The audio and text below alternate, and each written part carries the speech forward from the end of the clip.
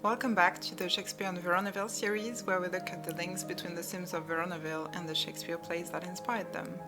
This time around, we're going to talk about Measure for Measure and the characters of Claudio, Isabella, Vincentio, Francisca, Lucio, Overdone, Angelo, and Mariana. Just like last time, the text I'm working off of is a modern English translation of Shakespeare's original text that I got on Lit Charts. That translation was made by Bailey Sincox, full details on screen right now. The performance I watched during my research was given in 2012 at the Texas Shakespeare Festival. It's a production that was directed by Chuck Ney.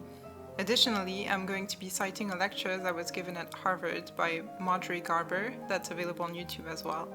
The links to all of that are in the description as always. Measure for Measure is a play written by Shakespeare in 1603 or 1604. It was initially published as a comedy, but is now often classified as one of Shakespeare's problem plays. Let me explain. Shakespeare's plays are traditionally arranged in three categories: the comedies, like Twelfth Night, the tragedies, like Romeo and Juliet, the histories, that are named after kings, like all the Henrys, but some of his plays don't really fit in any of those three categories. Measure for Measure is one such play, and to be honest, I found it more tragic than funny when I read it.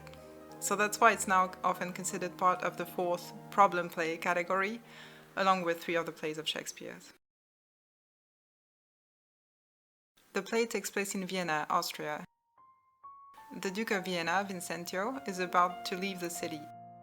Before he goes, he transfers his powers to Lord Angelo, so that Angelo rules Vienna in his absence. Angelo is painted as this very stern man, very disciplined and proper, who has a very tight command of himself. But a little later, we learn that Duke Vincentio isn't actually gone. Instead of leaving, he goes to Friar Thomas and asks him to hide him so he can stay in the city without anyone knowing. The reason why he's setting this up, he says, is because the laws in Vienna have been ignored both by the people and himself for too long, and the best way for the city to return to order would be to have someone else in command for a while, someone super strict, namely Angelo.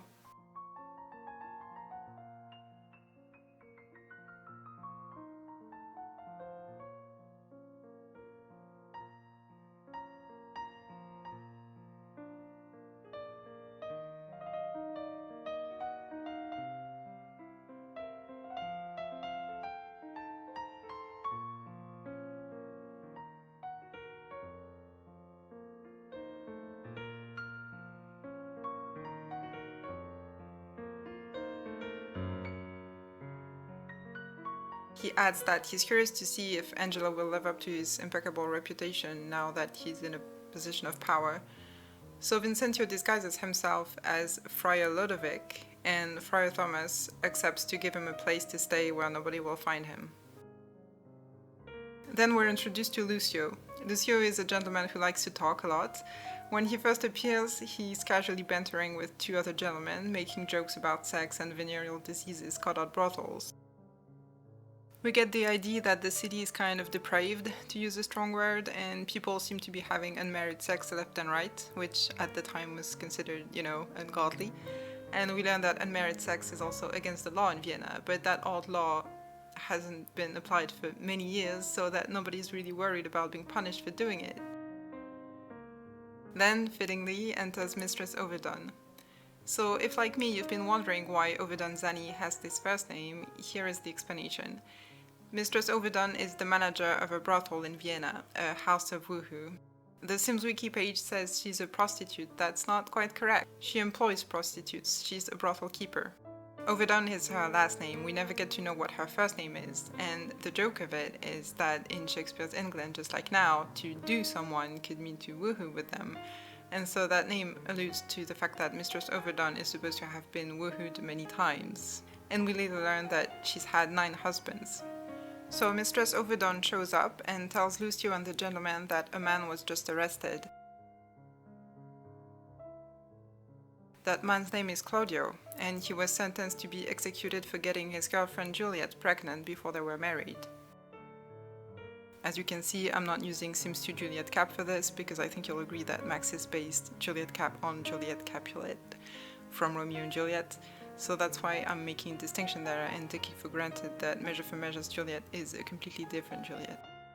Of course, the person responsible for the condemnation of Claudio is Angelo, who, unlike the Duke, is super harsh on people who don't live up to his standards of morality, especially when it comes to sex. Lucio remarks that Angelo just passed a proclamation ordering that all the brothels in the outskirts of Vienna be shut down, which Mistress Overdone kind of panics about because that means that she has to relocate.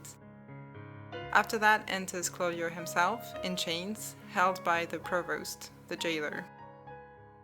Claudio is pretty bitter about his sentence. He talks to Lucio, who's a friend of his, about the unfairness of it, saying,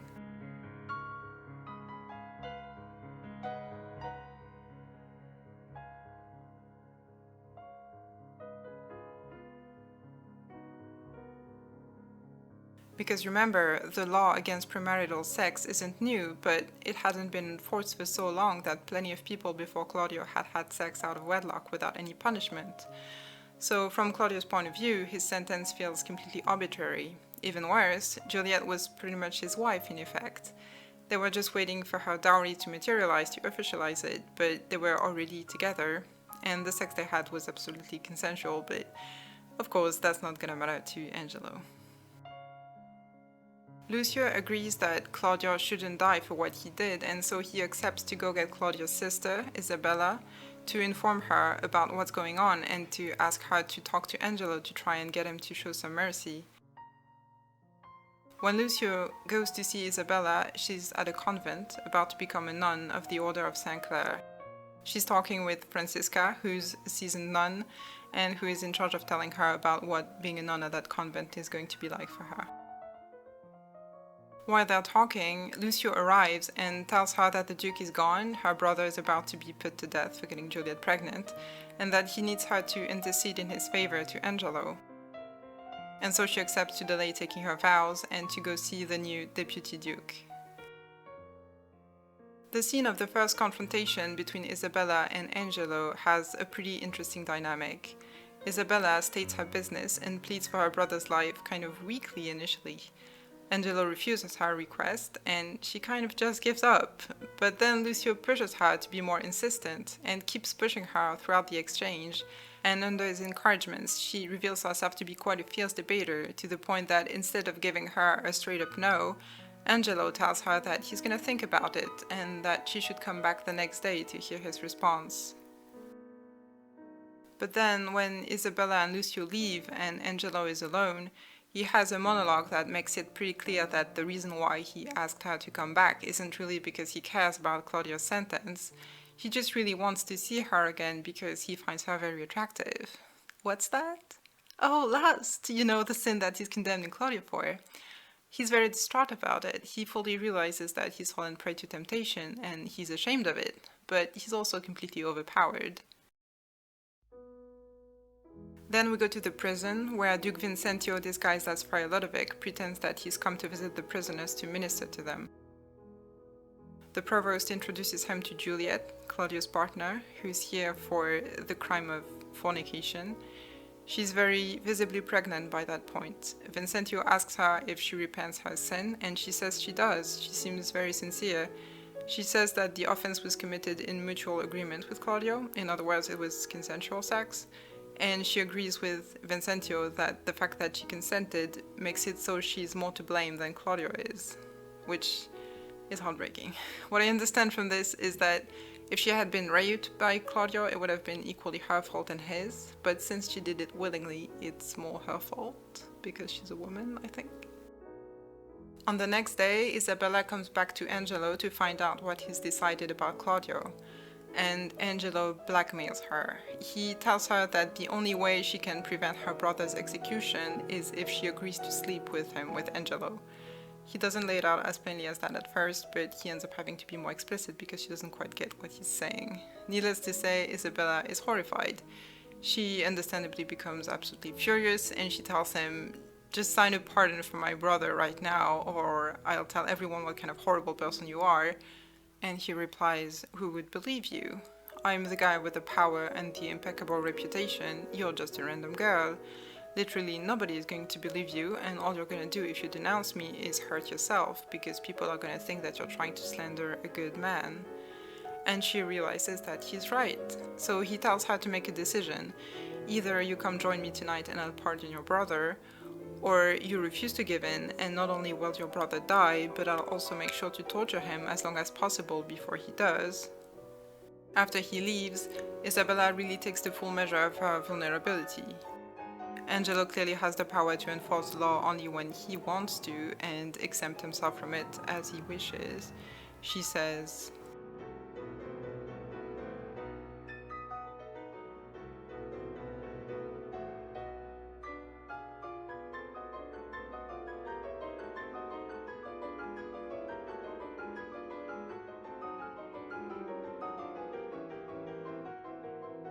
and then she decides pretty quickly that it's better for her brother to die than for her virginity to be violated. I think the speed at which she makes that decision can seem quite shocking to modern audiences, or even to audiences at the time, maybe, I'm not sure. Maybe it was supposed to be comedic. I know that can seem weird, but that's what I sensed from reading the play. It definitely shook me. I just tried to keep in mind that she's extremely fervently religious, and that in her mind, letting Angelo rape her would constitute a really reprehensible sin on her part. Secondly, if she were to lose her virginity to this guy who has no intention of marrying her, she would become completely worthless in the eyes of society, regardless of the fact that she would actually be a victim. And needless to say, she would not be able to become a nun as she wanted. And thirdly, there was no reliable contraception at the time, so the encounter could result in the conception of a child out of wedlock, which would also be a catastrophe. She says later on in Act 3, Scene 1, "I'd rather my brother die legally than my son be born illegitimate." That's just for some context. I'm not trying to defend her choice there or to condemn it. I think we can all agree that it's an impossible choice that she has to make. Then we go back to the prison where Isabella is coming to talk to Claudio. Before she arrives, though, Claudio is talking with Duke Vincentio, still disguised as Friar Ludovic. Vincentio basically tells him to be strong in the face of death and that life is shit anyway, so why are we even afraid to die? He actually has a very long tirade about that, and it's pretty good. That speech seems to give Claudio some courage. Then when Isabella shows up, Vincentio hides so he can listen to their conversation. At first, Claudio is hoping that she might be coming with good news, but she tells him that no, he has to die. And then, after some delay on her part, because she doesn't know how to tell him, she says that there is a way for him to live, and that would be for her to sleep with Angelo. The way she frames it shows very explicitly that she thinks Claudio's death is the least of the two evils. And at first he agrees with her. He's outraged by Angelo's proposition and says right away, "Thou shalt not do it." And she immediately thanks him and tells him that if she could pay his pardon with her life, she would do it without a second thought. But then Claudio starts to have doubts, he's very scared to die, and he starts suggesting that Isabella giving in to Angelo can't be such a bad sin after all, and that it would even be a virtue if it meant that it would save his life. When she hears that, Isabella gets very mad.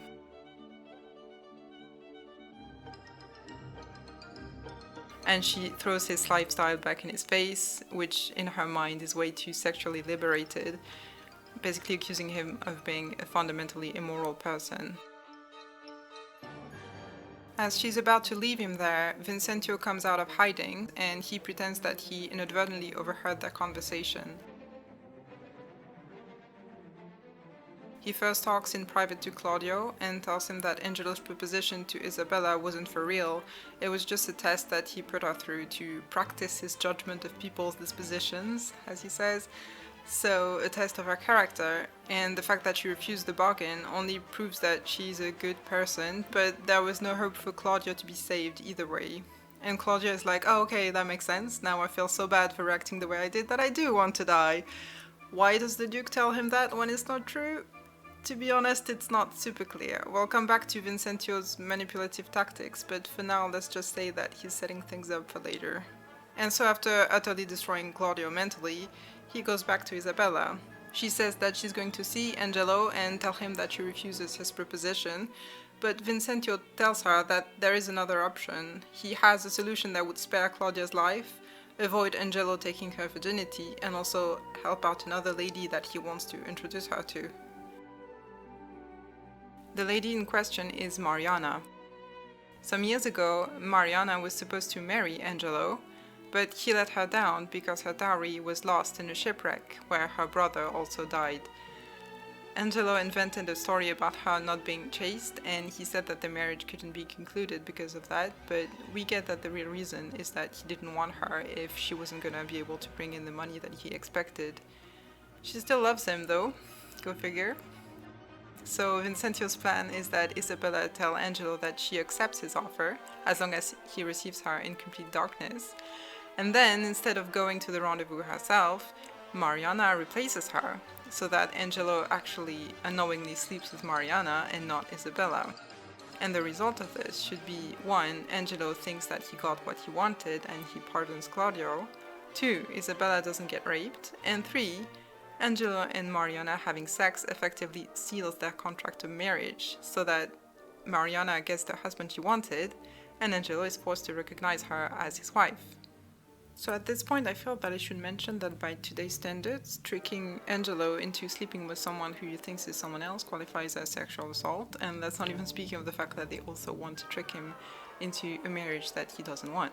Is this fair retribution for his horrible blackmail from earlier? I don't know. Maybe you could argue that. I have no idea.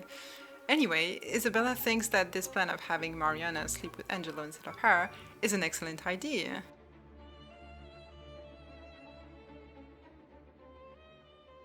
Okay.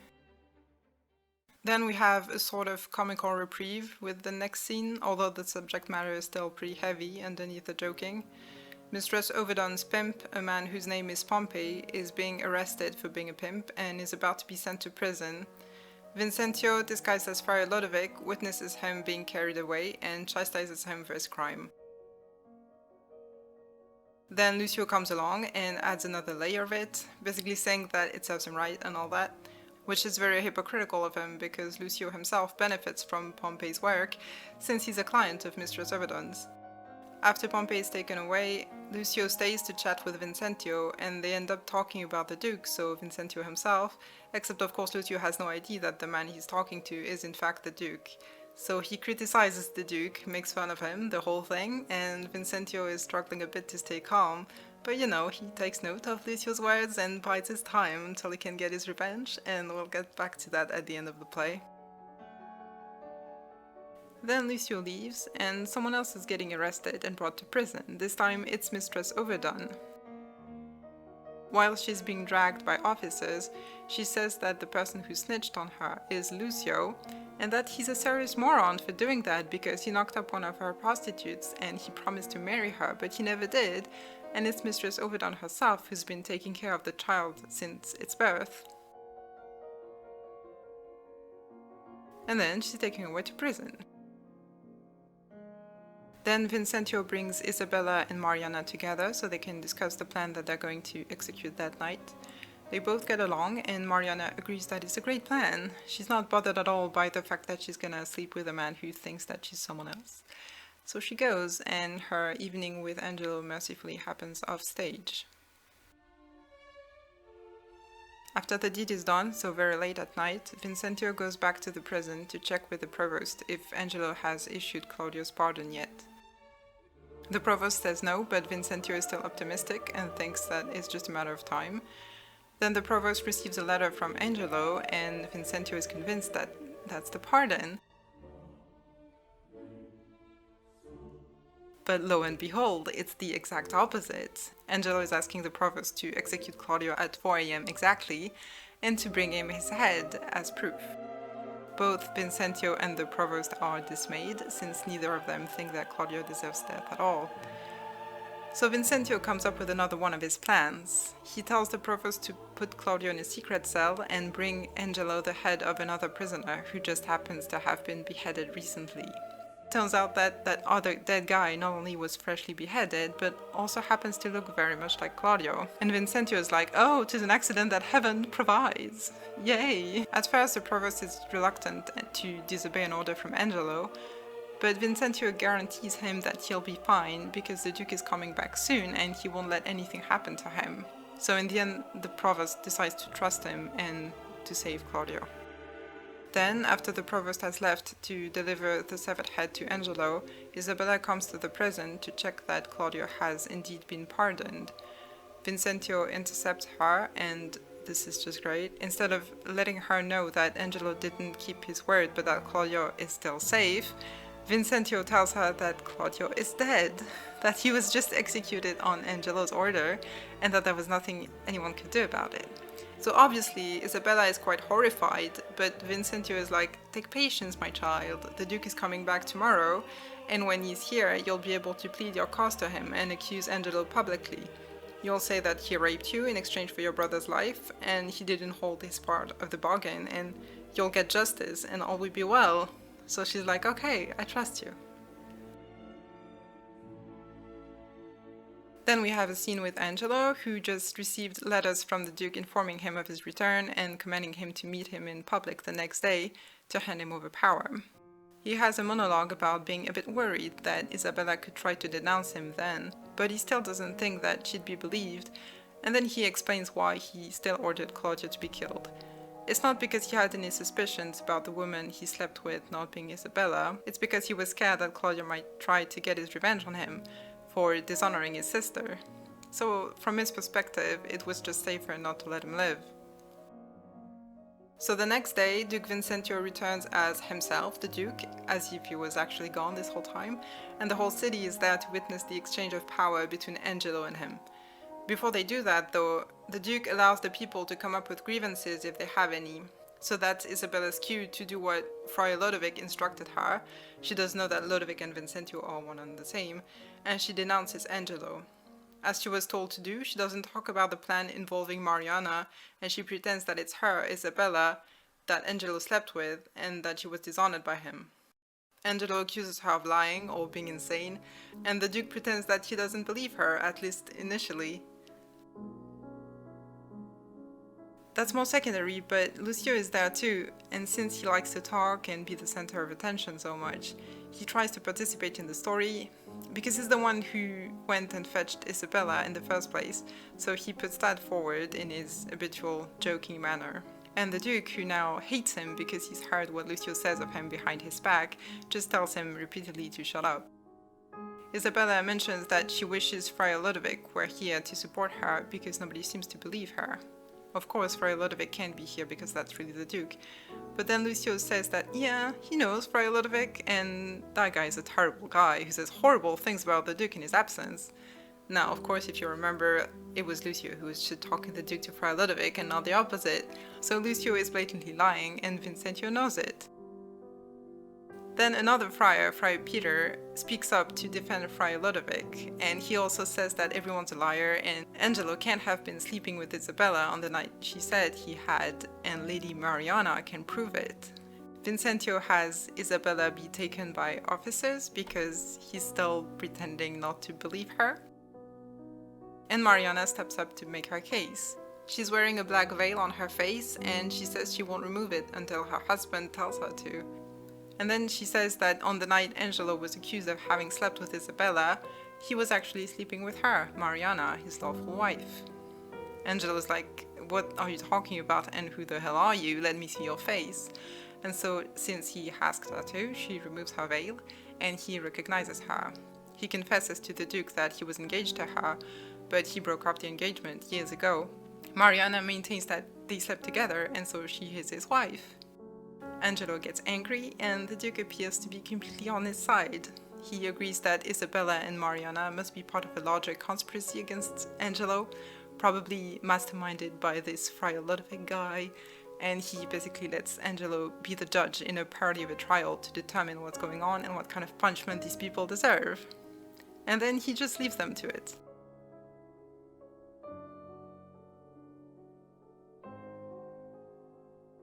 And of course, not long after, he reappears disguised as Friar Lodovick. Still nobody realizes that Friar Lodovick is Duke Vincentio, and he's asked in the trial to explain his involvement with Isabella and Mariana, And Vincentio is like, "Where is the Duke? I want to testify to him." And he calls the Duke unjust for giving the accused, Angelo, the power to be the judge in this affair. Yeah, you don't say.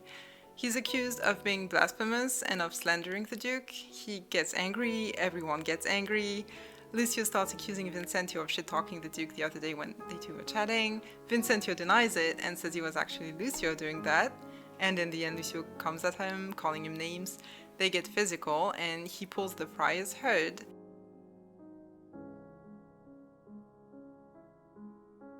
And the Duke is unmasked. Everyone recognizes him finally, and everyone is in shock of what just happened.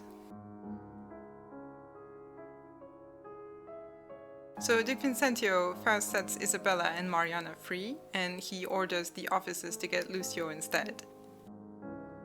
Then he turns to Angelo, who realizes that the Duke knows everything that he's done, and Vincentio asks him to defend himself if he can. Of course, Angelo's situation is pretty dire at this point, so he says that he's just overcome with shame, that he confesses everything, and he asks for the sweet release of death. The Duke agrees that he deserves to die, since that's the punishment he gave Claudio for doing the exact same thing that he wanted to do with Isabella, having extramarital sex, so it would only make sense that the same sentence applied to him. But first, he orders Angelo to marry Mariana, so she can at least be a widow after all this, which is infinitely better for her reputation than being both unmarried and not a virgin. Then Vincentio turns to Isabella and tells her that if she's wondering why he didn't intervene to prevent Claudio's death when he could, that's because he didn't expect it to happen so fast and he basically messed up. Again, Claudio is not dead and the Duke knows it fully well since he did save him. Then he reiterates his intention to have Angelo executed. But Mariana tries to plead for Angelo's life because again, she still loves him and she doesn't want to lose him now that they're finally getting married. But the Duke won't listen to her, so Mariana turns to Isabella to ask her to plead for Angelo as well, which really shows how desperate she is because, as the Duke points out, Isabella has been hurt by Angelo so much that she probably wants him dead too. And Isabella doesn't say anything at first, but then she does defend him.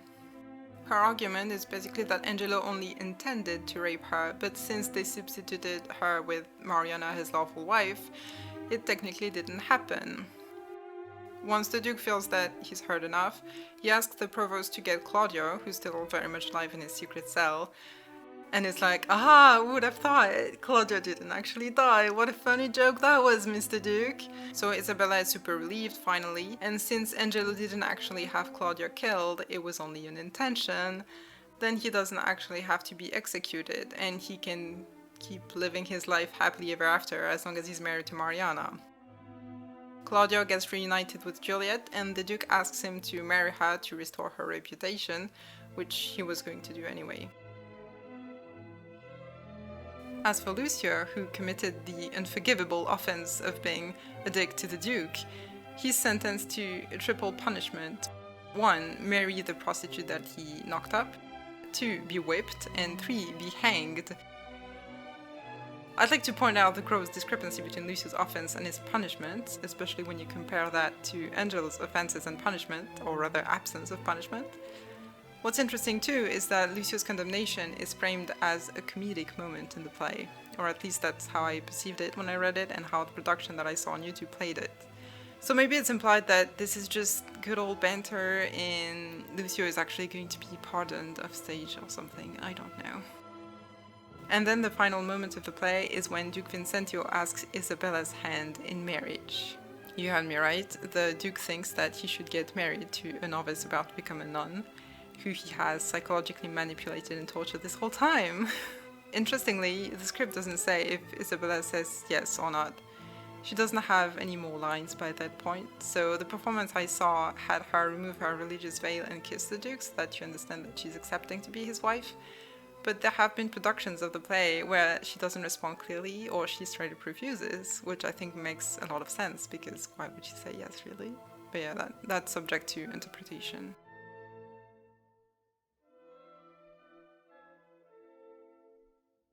Vincentio is the orchestrator of the plot in the play.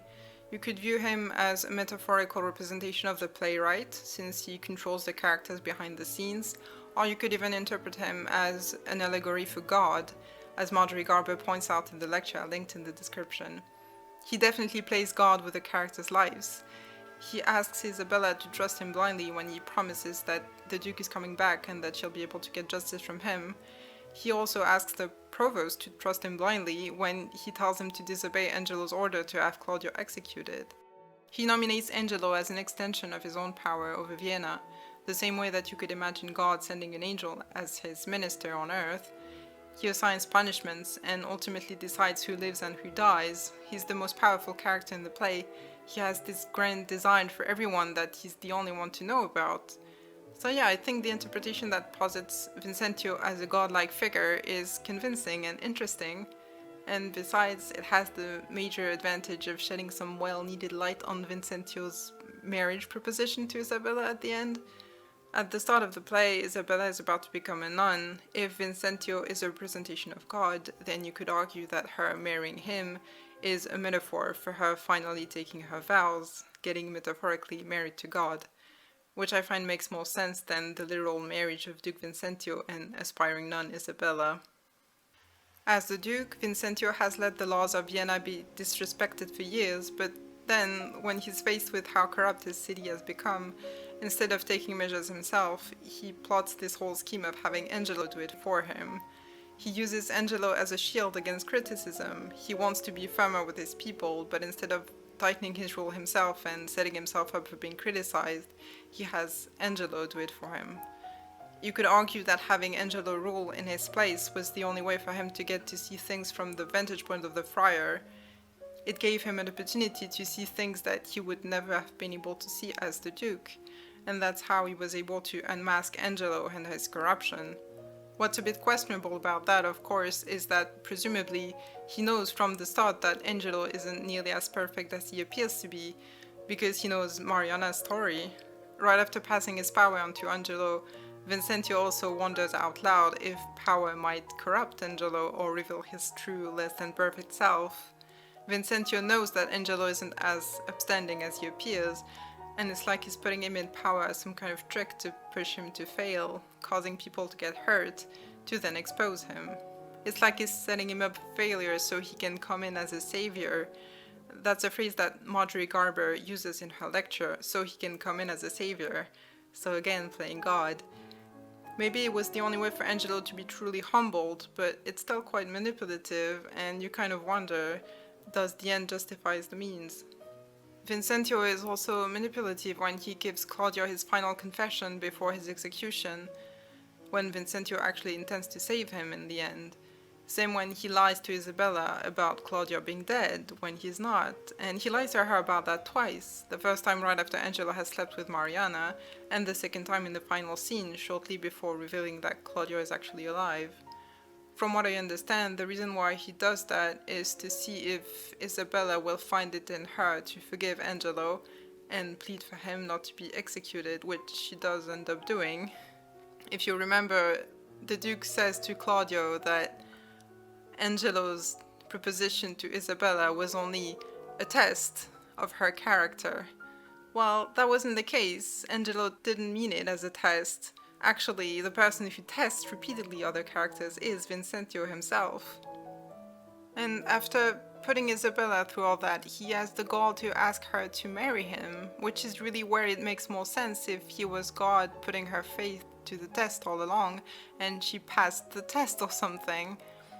We get to an interesting point in the analysis here, where on the one hand, Shakespeare coded Vincentio as a representation of God, and on the other hand, I'm saying Vincentio comes off as manipulative and awful, so the logical leap is to say that the play is implying that God is manipulative and awful. But to be fair, Vincentio being awful is maybe more my judgment of him, rather than how the play frames him, really. Just keep in mind that I'm basically an atheist person of the 21st century relaying my interpretation. Also, God isn't supposed to be sympathetic anyway in the Christian faith, right? So maybe it wouldn't be such a controversial take. I'm not very well versed in religion, but I understand that the Christian God isn't there to be nice, he's there to rule his creation, and he works in mysterious ways with motives that we mere mortal are too limited to really comprehend. And that's kind of what happens in the play. Nobody has the full picture of what's happening except the Duke, until the very end, where his grand design is revealed. And in the end, was it a happy ending? A just ending? I don't know. Claudio is revealed to be alive and he's reunited with Juliet, sure. Mariana gets the husband she wanted, although I'm not sure that he wants her, but look at what happens to Lucio. The triple punishment that the Duke condemns him to at the end isn't proportionate to his crime, and by contrast, Angelo was barely punished at all, so measure for measure, not really. Although maybe Lucio's condemnation was all a joke, I don't know. It's difficult to tell because I know this is supposed to be a comedy, but the surrounding material is just so heavy that I just might be missing the joke because of that, because I'm not in a headspace that would allow it to actually make me laugh. Sims 2 Vincentio is a knowledge sim, which works rather well with his counterpart in the play, I'd say. He's a base game diseased ancestor with a blank personality. To have him resemble Measure for Measure's Vincentio, I would give him a good amount of points in nice. This might seem strange after everything I've said about how manipulative he is, but really he comes off as a jovial guy, not your typical master manipulator. I'm basing this nice score of how his character and actions are framed in the play, and also of his style of government, as it is described at the start of the play. He's rather lenient and understanding with his subjects, which is why the law has gone ignored for so long by the time Angelo takes command. I would also make him more shy than outgoing, because he mentions a couple times that although he's the Duke, he doesn't like crowds of people. He prefers keeping to himself rather than being a very public figure. As a side note, that's yet another element that codes the Duke as a godlike figure, in my opinion, because God seems to like staying up there by himself as opposed to coming down here to hang out with the people. As a side note, Sim 3 Vincentio is a loner, which is actually fitting. And this preference for keeping his distance is also why he's quite comfortable in his disguise as an anonymous friar. I would also have him be more playful than serious because of his elaborate schemes that he seems to be having fun with. So this is the personality that I would give him. Interestingly, Sims 2 Vincentio isn't married to Isabella, he's her father, but he's married to Francisca, who in the play is a nun, like Isabella wants to be. I don't know if it was intentional on Maxis's part to have this alliance between God and a nun in the game, but it makes sense. Vincentio has the last name Pantalone, which we talked about in the previous episode when we talked about Proteus and Julia, who are Vincentio's parents. Real quick, Pantalone is a character of the Commedia dell'arte, a comedic theatrical genre from Italy.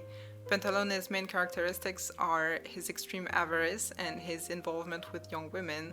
So Pantalone is actually a very ill-fitting name for Vincentio, and even more so for Francisca, if you look at their Shakespearean personalities. In Measure for Measure, we see very little of Francisca, so there isn't much I can say about her, except for the fact that she's a nun of the women's branch of the Franciscan order, which means that she's cloistered in a convent and she follows very strict religious rules. In The Sims 2, Francisca is a fortune sim, which does not correspond to Measure for Measure's Francisca at all. Her religious order is literally called Pour Clairs, because they're supposed to be free of material possessions. Like I said, the fact that Sims 2 Francisca is married to Vincentio in The Sims 2 connects with the interpretation according to which Vincentio is a representation of God, in which case he would be the only possible match for a nun, really.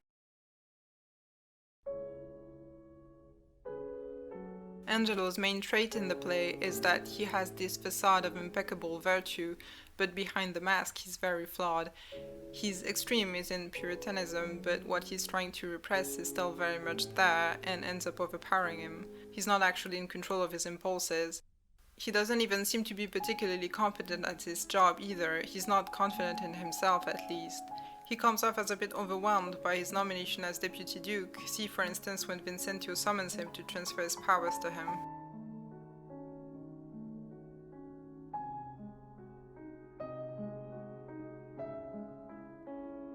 Which is basically saying, are you sure I'll be up to the task? Because I'm not so sure myself. And he's really sweating with how much of an impact Isabella has on him. So he's kind of pathetic, really. The main reproach that the Duke makes him is that he holds other people to standards that he cannot hold himself to. He's unfit to be a ruler, really. You can see how he misuses the power he was given in horrible and completely unfair ways. His treatment of Claudio and Isabella is repulsive. In The Sims 2, Angelo is a fortune sim, and I think it's probably the aspiration that would fit Shakespeare's Angelo the most as well. I'm saying this partly because he broke off his engagement with Mariana after she lost her dowry, but also because the power aspiration sadly didn't make it into the game, and fortune is probably the second best in this case. See, I'm saying power would probably be better than fortune if it existed in the game, but when you look at the text, he's pretty ambivalent about that. After meeting Isabella for the first time, he has a monologue where he says that he takes pride in his current powerful position, but also that he'd be more comfortable at a more humble level, at least at that moment, because he realizes himself how bad a role model he is.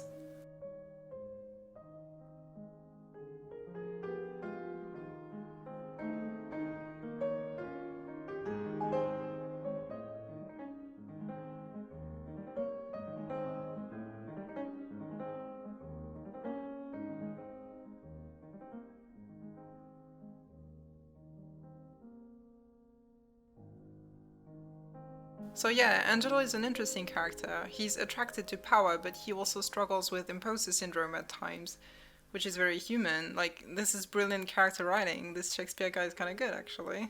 If I were to transpose his personality into The Sims 2, I'd make him quite shy and very serious. Most of his points would probably go in neat and active, if only because they wouldn't really go anywhere else. As in Measure for Measure, Sims 2 Angelo is married to Mariana.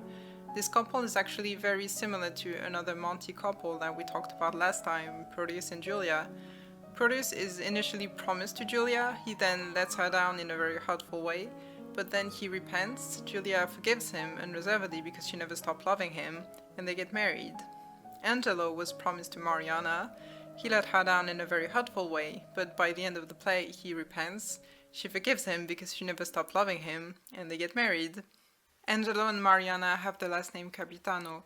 Like Pantalone, Capitano is a character of the Commedia dell'arte. He's a military man, not really a captain as his name would suggest, but he takes the name anyway to give himself an aura of prestige. He's full of himself, but really he's a coward. This description, full of himself but really a coward, somewhat fits Angelo actually, both because of his ambivalent relationship with power, and because he presents himself in this very proper way, but he's quite different on the inside. Mariana is not like that though. She seems to be an upstanding woman, really. It's maybe a bit concerning that she's still in love with Angelo after everything, but you know, love is blind, that's Shakespeare for you. In the play, Angelo claims that the reason why he broke off their engagement is because she had an affair. When Vincentio tells Isabella about it before introducing the two women, he says that it's a lie, and Isabella has heard of Mariana as a virtuous woman before, so really, the way the play frames it, there isn't any doubt that Mariana never had an affair and was always faithful to Angelo. After her dowry and her brother sunk in that ship accident and Angelo let her down, Mariana went to live in a convent. She stayed there as if in a bubble outside of the world, in mourning because of her brother's death, for 5 years. When Vincentio goes and finds her to involve her in his plan with Isabella, she's still heartbroken, still thinking of Angelo. In The Sims 2, Mariana is a popularity sim. Shakespeare's Mariana would be more of a family sim, I think. As for her personality, she seems to be rather shy, serious, and nice. It's not that easy to tell to what degree she is each of these things, because in the play she really just appears in relation to Angelo, how much he hurt her, and how much she loves him. Maybe if we saw her in other situations, then different facets of her would show. Kind of like Julia, really. When we first get introduced to Isabella, she's a novice about to become a nun of the Order of the Poor Class, that very strict Franciscan order. As a nun there, you're cloistered in the convent until you die, and you're not allowed to talk to men. Or rather, they have an interesting rule that says that you can either look at a man or talk to him, but you can't do both at the same time, for the sake of modesty, I assume. I'm not sure if that's an actual rule that any religious order ever had, but at least in the play it makes clear that that order isn't messing around with morality. And on top of that, when we see Isabella for the first time, she's telling Francisca that she wishes the rules of that convent would be even stricter. So it's fair to say that Isabella is very fervently religious, and actually similarly inclined as Angelo when it comes to being hard on sin. She clearly believes that her brother being tortured and put to death is a lesser harm than being raped by Angelo. And again, I'm not saying that she's right or wrong. I don't think there is a right or wrong answer there, but what I want to highlight is that her position is very adamant, very clear-cut. She doesn't hesitate much. Of course, she doesn't want to see her brother being tortured and executed, but to her, in her religious view of the world, he would die, if not a martyr, at least he would die a death that wouldn't be dishonorable, and he would have eternal life in heaven after his death. Whereas if she were to agree to Angelo's proposition, it would be a sin on her part, a complete disgrace for her and for her brother as well, because he would be benefiting from it, and it would pretty much condemn them both to hell. At least that's what she's thinking, I believe. Another main trait of hers is that she's a very good speaker. She can argue for a point very skillfully. When you look at the scene when she pleads for her brother's life to Angelo, one of her core arguments is that what Claudio is accused of, unmarried sex, isn't that bad. But does she actually believe that? No, hell no. By her standards, Claudio's libertine lifestyle is immoral, really. But for the sake of her brother, and fulfilling a sisterly duty is after all something that should please God, I imagine, she takes the position of his advocate, and she pleads for him regardless of her own convictions. And that can explain why she shows some reluctance there, because if you remember, the only reason why she doesn't give up before getting anywhere with Angelo is because Lucio pushes her.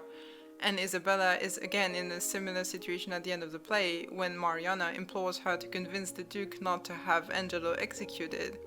Does Isabella really want to defend the man who threatened to abuse her, and who she still thinks at that point had her brother killed?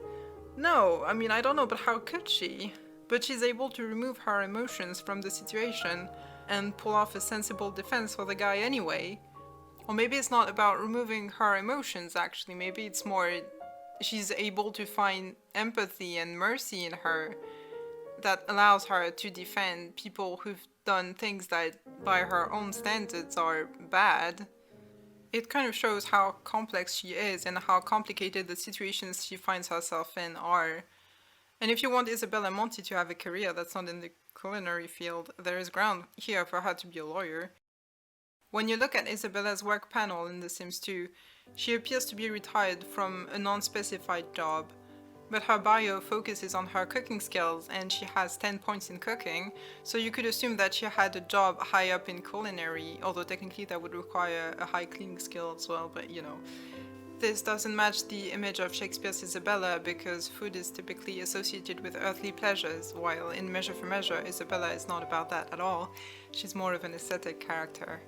Sims 2 Isabella is a family sim, which doesn't really match Measure for Measure's Isabella, who, despite the Duke's proposal at the end, is willing to devote herself entirely to God and live cloistered in a convent as a celibate nun.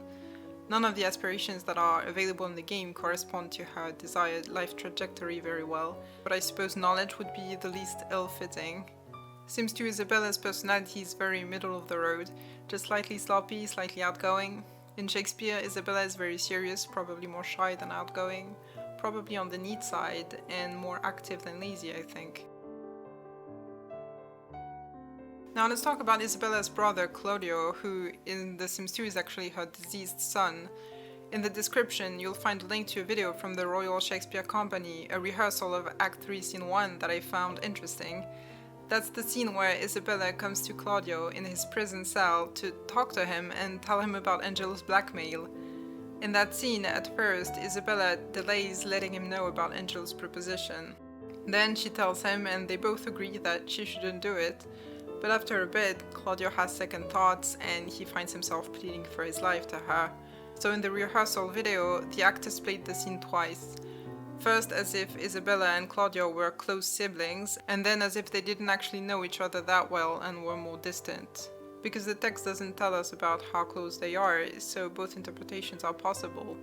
But when you think about it, their values, their lifestyles are at odds, and Isabella even lets Claudio know, plainly enough, what she thinks of his libertine ways in this scene, once she starts suggesting that she could give in to Angelo.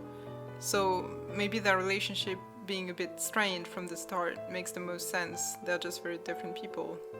Claudio isn't depraved by any means, he's just a very regular guy, really. Not particularly virtuous, nor particularly disorderly. He seems to love Juliet sincerely and he's intent on marrying her. He didn't think they were really doing anything wrong when he got her pregnant. You could argue that asking Isabella to reconsider Angelo's proposition is shitty, that he's not very brave or noble for doing that, but again, he's just a regular guy who's scared of death. I think it's difficult to judge him harshly for his reaction. In The Sims 2, Claudio is Olivia's husband. We talked about Olivia in the episode about Twelfth Night. Like his wife, even if he's a deceased sim when you start the game, he has a bio. Claudio's determined to make his parents proud with his lovely wife and wonderful children, but will he be able to reconcile his son's romance with his family's sworn enemy? That's of course a reference to his son Romeo's romance with Juliet Cap. You get the feeling that Claudio was close to his parents. His job panel shows that he was a sous chef, so he might have been working with his mother, Isabella. He technically died of starvation, which is somewhat ironic, and what could have led to that, or what this death by starvation is supposed to represent, isn't really said anywhere in the game, as far as I know. My first impulse was to imagine that he let himself die from despair after his wife Olivia died from complications related to her pregnancy. But actually the surviving Monties remember Claudio's death occurring before Olivia's, so his death might have been a factor in Olivia's death, but not the other way around. So at this point I'm not sure what could be the story behind Claudio's death, but there's something I'd like to point out. In Shakespeare, Claudio's partner isn't Olivia, it's Juliet. Like I said, I'm taking for granted that this Juliet has no relation with Juliet Cap, they just happen to have the same name, but if you remember the episode on Twelfth Night where we talked about Olivia, we saw that in The Sims 2, Olivia died while visibly pregnant. Sure, it's only a mesh and she won't actually give birth if you resurrect her, but from a storytelling perspective that was obviously no accident. And well, in Measure for Measure, Juliet is visibly pregnant. So Sims 2 Olivia could be partly inspired by Measure for Measure's Juliet. And the story of Sims 2 Claudio and Olivia's deaths could be inspired by a version of Measure for Measure where Claudio would have been executed, and then Juliet would have died from complications with her pregnancy. Now, in Veronaville, it wouldn't really make sense to imagine that Angelo Capitano would be responsible for Claudio Monti's death, but maybe in the Cap family there is a sim who was inspired by Measure for Measure's Angelo and who could have been responsible for Claudio's death in one way or another.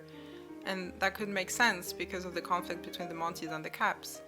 So I'm putting a pin in that, and maybe when we get to talking about the Caps in the future, we'll find a Cap character who fits in that narrative.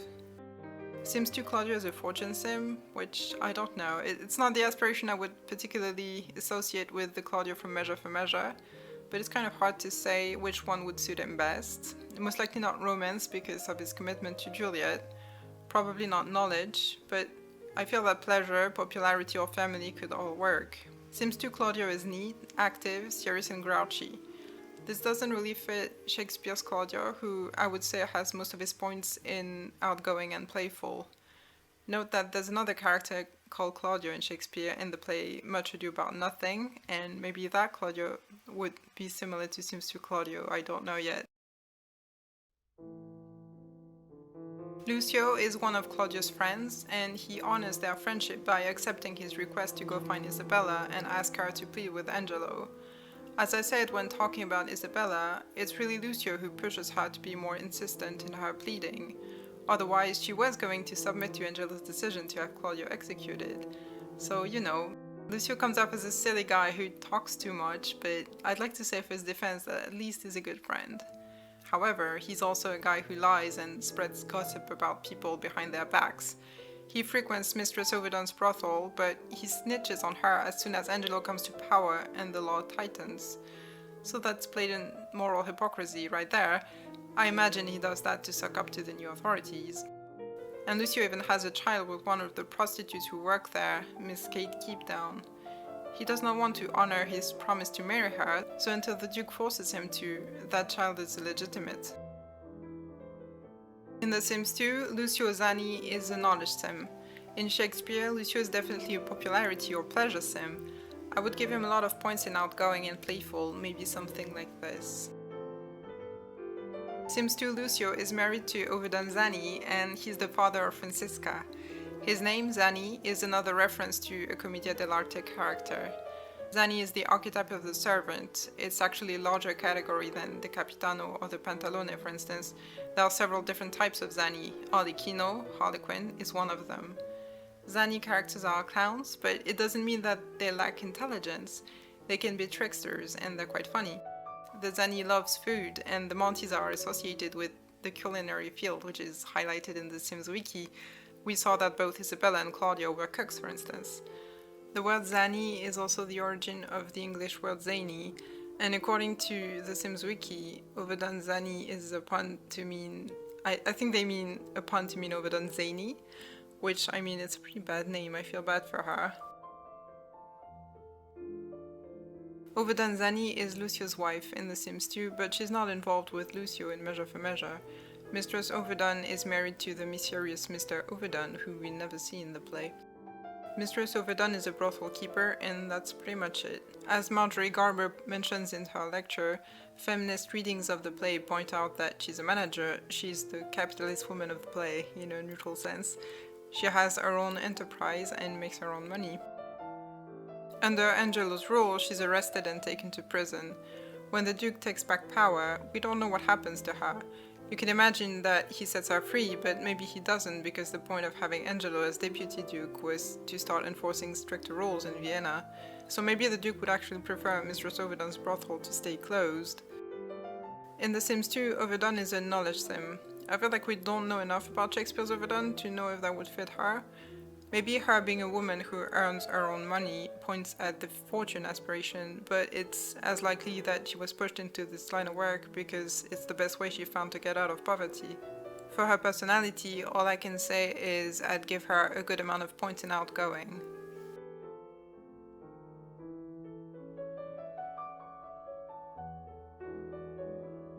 So this play was quite intense. I think it's a brilliant play. I really like it. I'd say it's my favorite so far. I did my best to strike a good middle ground between giving a balanced account of the plot, albeit with my modern subjective perspective, and addressing with more emotion the things in it that I felt warranted it.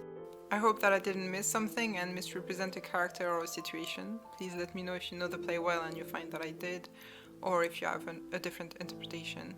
I hope you enjoyed the video, that you learned something valuable, and that the themes of the play weren't too upsetting. For the next episode, I initially planned on doing Romeo and Juliet, but on second thought I think it makes more sense to look at Much Ado About Nothing now, so that we can stay in the Monty family and get some closure on Claudio. That play has the characters of Claudio, Antonio, Hero, Beatrice, and Benedict. And I think I'd like to finish up the Monties before we get to Romeo and Juliet, which means that there will probably be quite a few more episodes before we do. I hope that's not a disappointment. I think it really makes the most sense to do things this way.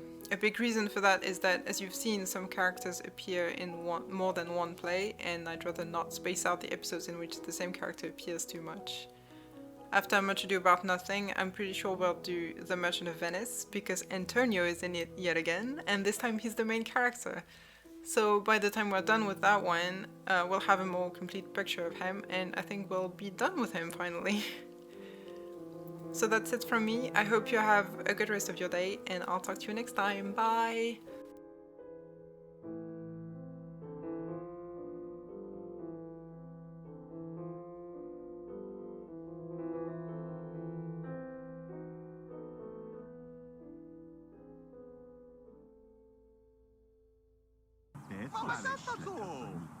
Va via, per passare bene, mi fa che va, chi cambia,